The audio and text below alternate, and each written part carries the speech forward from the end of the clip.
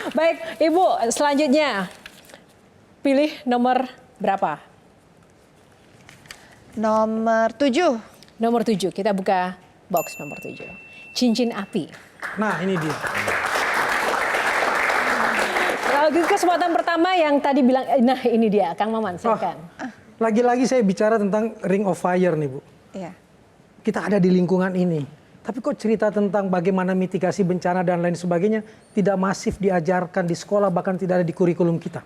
Pernah itu terjadi saat setelah bencana tsunami yang di Banda Aceh, itu terjadilah kebangkitan kesadaran mitigasi bencana. Dan saat itu anak saya masih satu di SD, satu di SMP.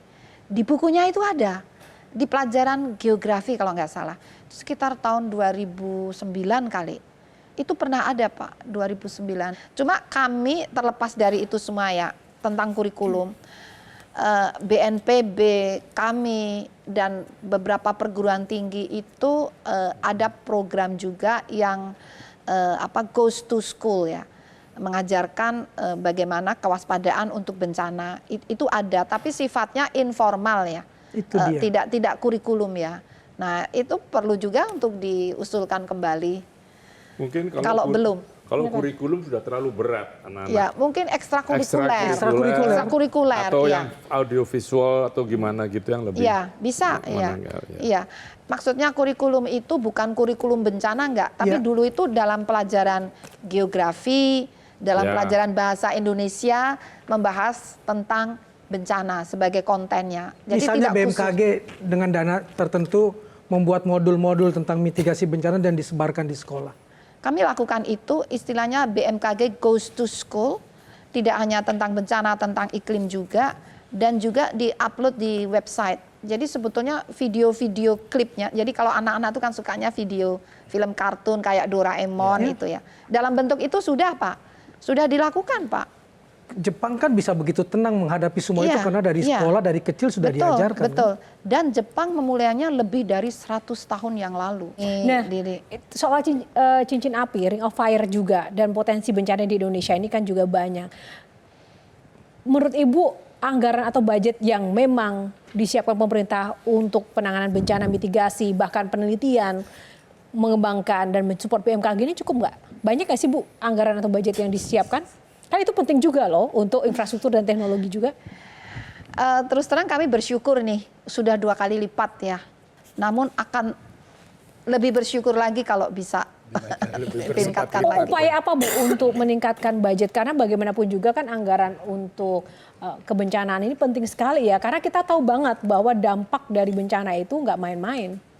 Masalah nyawa manusia dan masyarakat begitu. Kami juga berupaya meningkatkan anggaran itu tidak hanya dari APBN, tapi juga misalnya dari grant, dari kerjasama dengan pihak negara maju itu dari situ juga, dan pemerintah juga mendorong melalui ini socio entrepreneur, jadi memberikan layanan khusus untuk industri. Nah itu berbayar, tapi kalau untuk publik tidak berbayar. Satu lagi panelis, kesempatan terakhir siapa? Ya. Oke, Gian. Saya melihat Ibu begitu tulus bekerja menjaga masyarakat juga dari bencana dan apapun yang terjadi di Indonesia. Jika Ibu sudah tidak di BMKG, apa harapan Ibu dan pesan-pesan Ibu terhadap siapapun yang melanjutkan apa yang Ibu sudah lakukan? Ya. Itu tadi, jangan lelah untuk terus gigih gitu ya. Apapun kesulitannya, seperti waktu kami menghadapi banyak bencana, senjatanya kurang gitu misalnya. Nah jadi agar jangan lelah untuk mengembangkan tidak hanya teknologi tapi juga SDM-nya. Jadi kami mencanangkan sejak tahun lalu harus lahir 500 dokter baru di BMKG dalam waktu 5 tahun. Itu karena teknologi itu terus naik, seperti itu, terus meningkat. Selain tadi harapan dan mungkin Bu, kalau boleh dikasih kesempatan untuk curhat, apa yang benar-benar Ibu ingin sampaikan juga untuk masyarakat Indonesia, yang mungkin kan menjadi posisi di Ibu ini tadi kan stressful juga gitu kan, nggak mudah. Apa harapannya agar semua pihak juga bisa mendukung baik masyarakat ataupun pemerintah? Ya, saya berharap, ini kami ya bukan saya, kami berharap agar masyarakat lebih karena kita tinggal di negara yang ring of fire, juga cuacanya, iklimnya sangat kompleks. Jadi agar lebih lebih waspada, tapi jangan panik ya. Sehingga cara paling mudah bagaimana? Itu aja, aplikasi Info BMKG itu diinstal dan sering-sering membuka aplikasi itu agar kita bisa tahu secara lebih dini macam itu, dan jangan merusak lingkungan karena perubahan iklim itu kan karena ulah kita yang merusak lingkungan tadi. Itu saja, jaga lingkungan, juga terus monitor kondisi cuaca iklim, gempa dan peringatan dini. Bu, tapi ngomong-ngomong, badai alam sama badai politik lebih kenceng mana, Bu? Saya tidak tahu. Nah, tapi ada satu badai yang saya juga benar-benar ingin Ibu praktekkan di sini, karena kadang itu di kami sebagai presenter itu kami sering banget membacakan yang namanya perakiraan cuaca. Dan itu tidak mudah loh pemirsa semuanya, membaca perakiraan cuaca dari Sabang sampai dengan Merauke, hanya ada angka, suhu, data, dan kami harus membacakan itu, datanya pun dari BMKG. Bahkan ketika ada bencana-bencana, ketika ada live report pun harus datanya dari BMKG, dan itu hanya angka-angka. Nah, itu nggak mudah loh Bu jadi presenter membaca itu. Oleh karena itu kita ingin Ibu merasakan derita yang kami alami. Boleh berkenan maju di depan, kita berikan semangat Ibu untuk jadi presenter cuaca kita. Pemirsa, kami ajak Anda menyimak perakiraan cuaca hari ini berdasarkan data dari Badan Meteorologi, Klimatologi, dan Geofisika. Dari citra satelit dapat dilihat sebagian besar wilayah Indonesia berpotensi hujan pada siang hingga malam hari. Kita lihat di wilayah DKI, di sini terlihat adanya potensi hujan badai.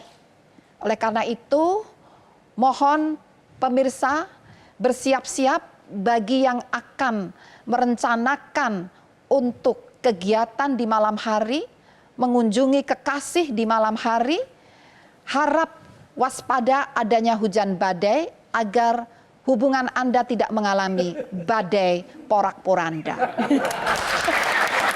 Lanjut lagi Bu, masih lagi Bu. Oke. Berbicara mengenai badai, barangkali pemirsa mengingat lagu Badai Pasti Berlalu.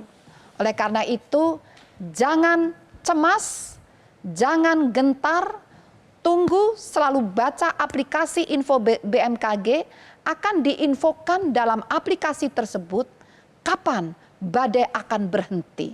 Sehingga Anda dapat melepas rindu bertemu dengan kekasih.